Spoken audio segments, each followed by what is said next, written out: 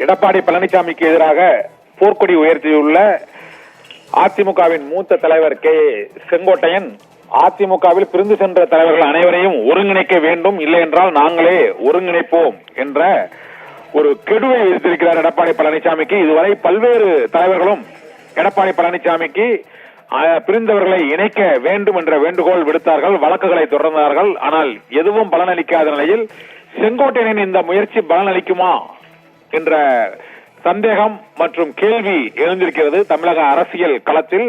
அதிமுகவுக்கு உள்ளிருக்கும் மிக முக்கியமான ஒரு தலைவர் ஒருவரே அந்த கட்சியின் பொதுச் செயலாளராக திகழும் எடப்பாடி பழனிசாமி தேர்தல் பிரச்சார பயணத்தில் தேனியில் இருக்கும் பொழுது இந்த போர்க்கொடி உயர்த்தப்பட்டிருக்கிறது. இது எடப்பாடி பழனிசாமி இதற்கு என்ன பதில் அளிக்கப் போகிறார் என்பது இன்றைய தேனி பிரச்சார பொதுக்கூட்டத்தில் மக்களிடையே உரையாற்றும் போது தெரிய வரும். வழக்கமாக இது போன்ற பொதுக்கூட்டங்களில் அதிருப்திகளுக்கு அவர் பதில் அளிப்பதில்லை. இருந்த போதிலும் இன்று ஏற்பட்டுள்ள இந்த கருத்தானது அவரது சுற்றுப்பயணத்தில் எவரும் கலந்து கொள்ள மாட்டோம் என்றும் தெரிவித்திருப்பதால் கே செங்கோட்டையனின் இந்த பேட்டி தொடர்பாகவும் கருத்துக்கள் தொடர்பாகவும் அடுத்து என்ன நடக்கும் என்பது குறித்து நம்முடைய அதிமுக ஒருங்கிணைப்பு குழுவின் புகழேந்தி நம்மோடு இணைந்திருக்கிறார். அவரிடம் கேட்கலாம். புகழேந்தி சார், வணக்கம் சார். வணக்கம். வணக்கம் கண்ணன். வணக்கம் காலை சத்தியம் டிவிக்கு வணக்கம். வணக்கம் சார். நீங்கள் கூறியபடியே கே செங்கோட்டையன் அதிமுகவின் ஒருங்கிணைப்புக்கு பாடுபட வேண்டும் என்றிருக்கிறார். ஆனால் ஒன்று சற்று தீவிரமாக ஒரு 10 நாள் கெடு விதிக்கணும், இல்லைன்னா நாங்களே ஒருங்கிணைப்பு முயற்சியில் ஈடுபடுவோம் என்ற ஒரு கெடுவை வைத்திருக்கிறார். 10 நாளுங்க கரெக்டா செப்டம்பர் 15 அண்ணா பிறந்த நாளை ஒட்டி அவர் அந்த கெடுவை வைத்திருக்கிறாரு. இந்த கெடு அண்ணா பிறந்த நாள் அன்று அதிமுகவின் இந்த ஒன்றிணைப்பு, இந்த ஒருங்கிணைப்புக்கு ஒரு பதில் கிடைக்குமா சார்? அன்றைக்கு 10 நாள் என்ற கெடுவிற்கு பரிவாரம் சூட்டி அதற்கு ஒரு பெரிய கதையை ஏற்படுத்தி அழகாக கண்ணன் சொல்வதை பார்த்து நான் ரசிக்கத்தான் முடியும். ஏன்னு கேட்டீங்கன்னா, பேசும்போதே சொன்னார், ஒரு நிருபர் கேட்டார், நன்றி என்னன்னு கேட்டீங்கன்னா, புகழேந்தி எல்லாம் ஒருங்கிணைப்பு குழு எல்லாம் ஆரம்பிச்சாங்க, புகழேந்தி ஜெயசிடி பிரபாகரன் பழனிசாமி என்ன ஆச்சு, ஒரு முடிவும் எட்டவில்லை என்பதை அவர்கள் சொன்னார்கள். நடுவில் அவரை கேட்டாங்க, ஒரு வார்த்தை கூட எடப்பாடி பழனிசாமி இவ்வளவு கட்சியிலேயே அகம்பாவமாக நடந்து கொள்கிற அந்த வார்த்தை அவரிடத்திலிருந்து எதிர்பார்க்க முடியவில்லை. கட்சியினுடைய நடவடிக்கைகள் தவறான பாதையில் போகிறது என்பதை அவரை சுட்டி காட்டவில்லை. அவரை நான் தவறாக சொல்லவில்லை, அவரை மதிக்கிறேன். ஆனால் 10 நாள் டைம் கொடுக்குறேன், சுற்றுப்பயணத்தில் நான் கலந்துக்க மாட்டேன்னு சொன்னா, இப்ப நான் தெரியாம கேட்கிறேன், எத்தனை பேரை சுற்றுப்பயணத்துக்கு கூட்டு போயிட்டு இருக்காரு பழனிசாமி? அம்மா போகும்போதாவது செங்கோட்டையனை வான்னு கூட்டு போவாங்க ரூட்டுக்காக. இப்ப இவரு பழனிசாமி பட்டியலினத்தோர்ல இருந்து ஒரு தலைவரை, அப்புறம் கூட இருந்த தலைவர்களை எல்லாம் பக்கத்துல நிறுத்தி வச்சுக்கிட்டு டூருக்கு போய்கிட்டு இருக்காரா? இல்ல செங்கோட்டையன் என்ன அவருக்கு டூருக்கு கூப்பிட போறாரா நீங்க வாங்கன்னு? பக்கத்துல அந்த ஊருக்கு போகும்போதே நிகழ்ச்சிக்கு போகிறவர், வீட்டு மேல போறவரு, அவரை பார்த்து வணங்கி வாங்கன்னு கூப்பிடாதவர் நான் இந்த கட்சியில கலந்துக்க கொள்ள மாட்டேன் என்றால் உங்களை எங்கே எதிர்பார்க்கிறார் அவர்? என்ன தவறு நடக்கிறது? இவ்வளவு பெரிய கூட்டத்தை கூட்டி பிரஸ் இவ்வளவு தூரம் உங்களை மேல தூக்கிட்டு போய் வச்சு இவ்வளவு மரியாதை கொடுத்து இன்னும் 10 நாள் நான் டைம் கொடுக்குறேன், ஒருங்கிணைய வேண்டும் என்பது தானே அனைவர் கருத்தும். எங்களுடைய கருத்தும் அதுதான், உங்களுடைய கருத்து, மக்களுடைய கருத்து அதுதான், தொண்டர்கள் கருத்து அதுதான். அதை எல்லாரும் சொல்லிட்டு தான் இருக்காங்க. புதுமையா என்ன சொல்ல போறீங்கன்னு தானே பார்க்க வந்தோம். செங்கோட்டையே சொல்லி கேட்காததை செங்கோட்டையான்னு சொல்லி எடப்பாடி பழனிசாமி கேட்க போகிறாரா? சொல்லுங்க பாப்போம். ஆகவே இவ்வளவு பெரிய பிரஸை கூட்டி ஒரு நேஷனல் லெவல் அந்த பிரஸ் எதிர்பார்த்ததுல இருந்து எனக்கு ஒன்னும் பெரிய விடை கிடைத்தது போல தெரியவில்லை. அதில் 10 நாள் கழிச்சு மாத்திரம் என்ன பண்ண போறீங்க? நீ ஓப்பனா சொல்லி இருக்கணும் கண்ணன் அவரு. ஓப்பனா சொல்லணும், 10 நாள் கழிச்சு இல்லைன்னா நான் என்னுடைய பாதை மாறும், நீ இது அதிமுக தலைமை உங்களுடைய தலைமையை ஏற்றுக்கொள்ள தயாராக இல்லை. ஏன் வரமாட்டேன்னு உங்க வாயில இருந்தது? ஆகவே ஒரு கூட்டத்தை கூட்டி பிரஸை கூட்டி ஜனங்களை கூட்டி எல்லாத்தையும் கூட்டி அங்க ஊர்ல இருக்க பக்கத்துல வில்லேஜஸ் அப்கண்ட்ரி மக்களை எல்லாம் கூட்டி இவர் ஏதோ கொஞ்ச நேரம் பேசி முடிச்சுட்டு போனது கதையாச்சே தவிர எனக்கு இதில் எந்த விடையும் அண்ணன் செங்கோட்டையில இருந்து கிடைக்கவில்லை. அதுதான் உண்மை. ஆகவே இந்த ஒரு 10 நாள்ல நீங்க சொல்லியிருக்கீங்க செப்டம்பர் 15 பேரறிஞர் அண்ணாவின் பிறந்த நாள்னு. அன்னைக்காவது ஏதாவது பண்ணாருன்னா நான் வேணா கண்ணனுக்கும் சத்தியம் டிவிக்கும் ஸ்பெஷலா நன்றி சொல்லிடுறேன். இன்னொரு முக்கியமான இது என்னன்னா, இந்த செங்கோட்டையனின் முடிவு நல்ல முடிவுன்னு 2 பேர் சொல்லியிருக்கிறாங்க. ஒன்னு நயனார் நாகேந்திரன், இன்னொன்னு ஓபிஎஸ். இருவருமே இது ஒரு நல்ல முயற்சி மேற்கொண்டிருக்கிறாரு. ஓபிஎஸ் பத்தி பேசினாரு, எல்லாத்தையும் எல்லாவற்றையும் இழந்து துறந்து வருவதற்கு தயாராக இருக்கிறார்னு சொன்னாரு. அது அவருக்கு மகிழ்ச்சி ஏற்படுத்தியிருக்கும். ஓபிஎஸ் அண்ணனுக்கு தப்பு இல்ல. அவரை பத்தி பேசுறதுக்கு நான் கூட மகிழ்ச்சி. நன்றி. ரிசல்ட் என்னன்னு தான் நான் கேக்குறேன். எக்ஸாம் எழுத போனீங்க, ரிசல்ட் என்ன? அவர் கூப்பிட்டது உண்மைதானே? ஓபிஎஸ் அண்ணன் கூப்பிட்டது உண்மைதானே? ரிசல்ட் 10 நாளுக்கு அப்புறம் தெரியும். ஆனா 10 நாளுக்கு அப்புறமும் இவர் வந்து பாரதிய ஜனதா கட்சியும் நீங்க அதிமுக ஒருங்கிணைப்பு குழு நீங்க எல்லாருமே மேற்கொண்ட முயற்சிகளுக்கு ஒன்னும் பலனளிக்காத நிலையில இந்த 10 நாள் கெடுவை அவர் பொருட்படுத்துவாரா இல்லைன்னா அடுத்து என்ன நடக்கும்னு நினைக்கிறீங்க சார்? இல்ல சார், எனக்கு அவர் ஓப்பனா திறந்து வெளியில வந்து அவருடைய எதிர்ப்பை தெரிவிக்கின்ற வரை அதை நான் நம்புவதற்கு தயாராக இல்லை. அவர் வந்து அவர் மேல வச்சிருக்க நன்மதிப்பை அவர் காப்பாற்றிக் கொள்ள வேண்டும். அவர் நினைக்கிறார் 10 நாள் கெடு 10 நாள் கெடுன்னு சொன்னதுதான் அங்க வரவேற்றார்கள். அந்த 10 நாள் கெடுவுல ஒண்ணும் நடக்கலன்னா என்ன நடக்கும் சார்? என்ன நேற்று இரவே என்ன நடக்க போகிறது என்பதை நான் சொல்லிவிட்டேன். எல்லா டிவிலையும் நேற்று ராத்திரியே நான் சொல்லிட்டேன், இப்படிதான் நடக்க போகுது காலையில. அதுதான் நடந்திருக்கு. 10 நாள்ன்றது ஒரு சேர்க்கப்பட்ட ஒரு செய்தி. அந்த 10 நாள்ல அவர் என்ன பண்ணுவார்ன்றது பிரசும் நாடும் பார்க்கும். ஆகவே ஏன் இது நான் வந்து ரொம்ப அப்செட்டா சொல்றதுக்கு காரணம், நீங்க வந்து கட்சியை பத்தி சொன்னீங்க, வரலாற்றை சொன்னீர்கள், எல்லாம் கரெக்ட். நடந்த தவறுகளை சொல்ல, நீங்கள் பட்ட அவமானங்களை சொல்லவில்லை. என்னென்ன நடந்துட்டு இருக்கு, உள்ள எடப்பாடி இப்படி போயிட்டு இருக்காருன்றது நீங்க கோடிட்டு சொல்லியிருக்க வேண்டும். ஏன் சொல்ல மாட்டேன்றாரு இவரு? 2009 ஆண்டு எடப்பாடி பழனிசாமியே கட்சியை விட்டு நீக்கப்பட்டவர் தான்.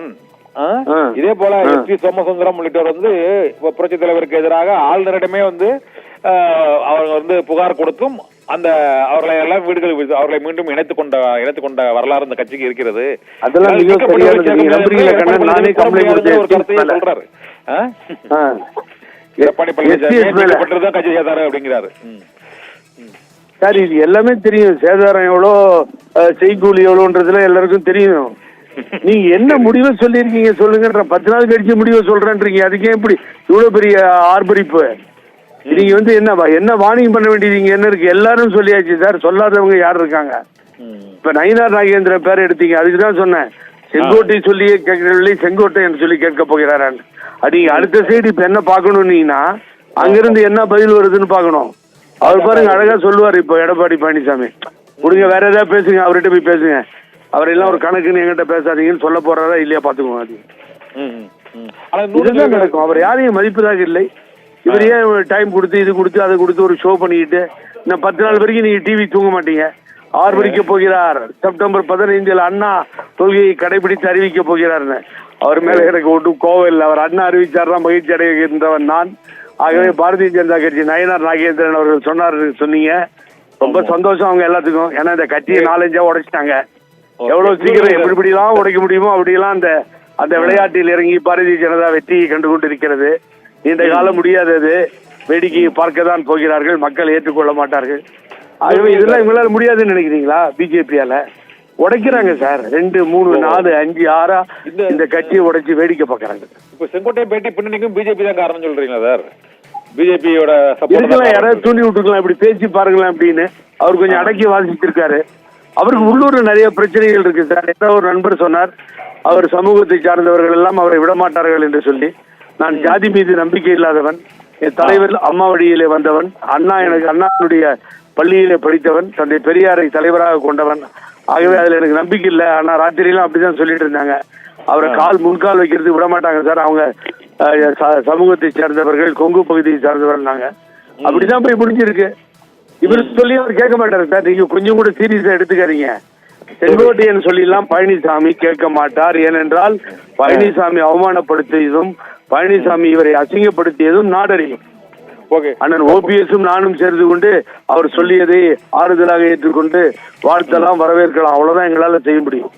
இப்ப நடக்கிறதே விஜயை பார்த்து ஏற்பட்ட பயத்தால் தான், அதனுடைய எதிரொலியால் தான் இப்படி பிரித்தாளும் சூழ்ச்சியில யாரோ இறங்கி இருக்கிறார்கள். அவர்கள் யார் என்பது ஊர் உலகுக்கு தெரிந்துவிடும். ஓகே, இன்னொரு முக்கியமான ஒரு கருத்து இந்த அதிருப்திகள் மூலமாக பொதுவா செய்தியாளர்கள் மற்றும் அரசியல் ரீதியாகவும் எழுந்திருக்குது. இப்போ புகழேந்தி சார், அப்புறம் ஓபிஎஸ், டிடிவி, சசிகலா எல்லாரும் சேர்ந்து தாவேகா கூட கூட்டணி சேர்ந்து ஒருங்கிணைந்த அதிமுகவா இணைந்து திமுகவை எதிர்கொள்வாங்க அப்படின்னு ஒரு பேச்சு இருக்கு. இது சாத்தியமா சார்? எனக்கு கூட ஒரு செய்தி கிடைத்தது. இப்ப நம்ம எல்லாம் போனா அவரோட உட்காந்து பேசுறதுக்கு எல்லா தகுதியும் நமக்கு இருக்கு, ஒரு பிரச்சனையும் வராது. கிரிமினல் கேஸ் வழக்குகள் இருப்பவரை விஜய் சேர்க்கக்கூடாது. கிரிமினல் கேஸ், அதாவது அவுட் ஆஃப் த பாலிடிக்ஸ், அரசியல் சம்பந்தமான வழக்குகளை விட்டு விடுங்கள். கிரிமினல் வழக்குகள் இருப்பவர்களே இந்த கட்சி சேர்க்காமல் மேலே போனால் நன்றாக இருக்கும் என்பது எனக்கு கருத்து, என்னுடைய கருத்து, அரசியல் வழக்குகளை தவிர. ஆகவே அவர் என்ன முடிவு செய்ய போகிறார், இங்கிருந்து வருபவர்களை ஏற்றுக்கொள்வாரா, ஒத்து போவாரா, இதையெல்லாம் பொறுத்திருந்து பார்க்க வேண்டும். கண்ணன் நானே கற்பனையில் ஈடுபட்டு எல்லோரும் அவரோட போவோம் அப்படின்னு நினைக்க கூடாது. அவருடைய விஜயனுடைய கருத்தையும் அவரோடு பேசும்போது தெரியும். நான் சந்திப்பேன். விஜய்க்கு இதை விட பெரிய ஆப்ஷன் இருக்கு. நீங்க எல்லாமே ஒரு அதை அவர் நினைத்து பார்க்க வேண்டும். அவரோடு நான் சந்திக்கும் போது எல்லாருமே சார், விஜய் இல்லைங்கல்ல, மத்த எல்லாருமே இந்த தாவேக்கா கூட இந்த மாதிரி அதிமுக அதிருப்தி தலைவர்கள் எல்லாம் ஒன்றிணைந்தாங்கன்னா ஒரு பெரிய போர்ஸா அது இருக்கும் அப்படிங்கிறது ஒரு பொதுவான கருத்தாவும் இருக்கு. அது உண்மையே இருக்குல்ல சார், அதுல ஓரளவு உண்மையே இருக்குல்ல. உண்மையே இல்லாம அவரு கூட மட்டுமே இருந்துகிட்டு கூட்டணி வச்சுக்கிட்டு இருக்கிறத மட்டும் அவர் ஒரு தாவேக்கா வந்து ஒரு வலிமையான கட்சியா இருக்கு. அதுல தனியான பெரிய வணியா இருக்கும்ல, அதான் கேக்குறேன். ரயில்வே கேட் போடப்பட்டிருக்கிறது. இந்த ரயில்வே கேட் திறந்தா ஊர் உள்ளார போயிடலாம். ஆகவே இந்த ரயில்வே கேட்டை திறப்பார் அவர் என்பதை பொறுத்திருந்து பார்க்க வேண்டும். எல்லாரும் போய் சேர்ந்து ஒரு அணி அவரோட சேர்ந்து ஃபார்ம் பண்ணும்போது நல்லா இருக்கும். ஆகவே இல்லைன்னு சொல்லல நானு. ஆகவே நமது விஜய் அவர்கள் கருத்தை நாம் அறிய வேண்டும். ஆகவே ஃபைட் அப்படிதான் போய் முடிய போகுது திமுக தாவேக்கான்னு. ஆகவே அவரோட உட்கார்ந்து பேசும்பொழுதுதான் அது புரியும், தெரிய வரும். ஓகே. அப்ப புகழேந்திரன், எனக்கு இன்னொரு சந்தேகம் என்னன்னா, நீங்க புகழேந்தி சார், ஓபிஎஸ், டிடிவி, நீங்க 4 பேரும் ஒருங்கிணைந்து இதுவரை சந்திச்சு பேச அண்ணன் ரெடியா இருக்காருங்க. ஓபிஎஸ் நான் சும்மா வாயில பேச ரெடியா இல்ல. நான் பாட்டுக்கு போய் கையை பிடிச்சு வாங்கன்னு இழுத்துட்டு என்னால முடியும். அவர் ஸ்லோவா இருக்காரு, சரியா இல்ல, நல்லவர் வல்லவர் இதெல்லாம் கரெக்ட் தான். அவர் ஒற்றுமைக்கு வேணா வந்துருவாருங்க, அதுல ஒண்ணும் மாற்று கருத்து இல்ல. இந்த அம்மா தான் படுத்துக்கிட்டு எல்லாம் அப்பப்ப பேசுறாங்க, வீட்டுக்கு போய் படுத்துக்கிறாங்க, வெளியில வரமாட்டாங்கன்ற குற்றச்சாட்டை சொல்லிட்டு இருக்கேன். அவங்களை கூட ஏதாவது பேசி சரி பண்ண முடியுமோ தெரியாது. இன்னொருத்தரை பத்தி எனக்கு தெரியாது, அவர் மேல கிரிமினல் வழக்குகள் இருக்கிறது. சாரி. எல்லோரும் இணைந்தால் நல்லதுதான். ஆனா இப்ப இந்த செங்கோட்டையனோட இந்த இணைப்பு முயற்சி, இந்த பேட்டிக்கு எடப்பாடி பதில் அளிப்பார். இன்னைக்கு தேனி பொதுக்கூட்டத்தில் பதில் அளிக்க கேவலமான பதில செங்கோட்டையனுக்கு எதிர்ப்பா சொல்லுவார். வெயிட் பண்ணி பாருங்க. ஓகே சார், நன்றி சார். அது நீங்க தான் பிரேக்கிங் பண்ண போறீங்க அவர் சொன்னத. இவரெல்லாம் ஒரு ஆளு, எங்களுக்கே சொல்லிட்டாரு தெருவுல போறவங்கன்னு. செங்கோட்டையனை பாத்தீங்க, இவரெல்லாம் ஒரு ஆளாங்க அப்படின்னு பதில் சொல்ல போறாரு. பாத்துக்கோங்க. நன்றி சார் புகழேந்தர், நன்றி சார். இந்த செங்கோட்டையன் பேட்டி தொடர்பாக பல்வேறு கருத்துக்களையும், என்னென்ன சாத்தியக்கூறுகள் இருக்கின்றன செங்கோட்டையன் பேட்டிக்கு பிறகு என்பது குறித்த பல்வேறு தகவல்களை அதிமுக ஒருங்கிணைப்பு குழுவின் புகழேந்தி பகிர்ந்து கொண்டிருக்கிறார். அதிமுகவில் உள்ள அனைத்து அணிகளிலுமே இருந்த ஓபிஎஸ் அணி, டிடிவி அணி, சசிகலா அணி மற்றும் எடப்பாடி பழனிசாமி அணி என அனைத்து அணிகளிலும் இருந்த புகழேந்தி செங்கோட்டையனின் பேட்டிக்கு எந்த விதமான பதிலையும் எடப்பாடி பழனிசாமி தெரிவிக்க மாட்டார் என்ற கருத்தை தான் கூறியிருக்கிறார். 10 நாட்களுக்கு பிறகும் இதே நிலைதான் தொடரும் என்றும், ஆனால் அனைவரும் ஒருங்கிணைந்து செயல்படுவதில் அரசியல் ரீதியாக சிக்கல் இருக்கிறது என்றும், நடிகர் விஜயின் தாவேக்காவுடன் இணைவது தொடர்பாக விஜய் தான் முடிவு செய்ய வேண்டும் என்றும், ஆனால் ஊழல் குற்றச்சாட்டு உள்ளவர்கள், குற்ற வழக்குகளில் சம்பந்தப்பட்டவர்கள் விஜயுடன் சேர்ந்தால் அவருக்கும் அது இழப்பாக முடியும் என்றும், அதனால் என்ன முடிவை விஜய் எடுக்கப் போகிறார், இபிஎஸ் எடுக்கப் போகிறார் என்பதை பொறுத்தே செங்கோட்டையனின் பேட்டிக்கு எதிரான அந்த விளைவுகள் தொடர்பாக முடிவு எடுக்க முடியும் என அதிமுக தொண்டர்களும் மற்றும் இந்த எடப்பாடி பழனிசாமி அணியில் உள்ள மற்ற தலைவர்களும், பாரதிய ஜனதா கட்சியின் தமிழக தலைவர் நயினார் நாகேந்திரன் மற்றும் ஓ பன்னீர்செல்வம் உள்ளிட்டோரும் செங்கோட்டையனின் பேட்டி தொடர்பாக தெரிவித்துள்ள அந்த கருத்துக்களில் இருந்து நாம் அறிய முடிகிறது.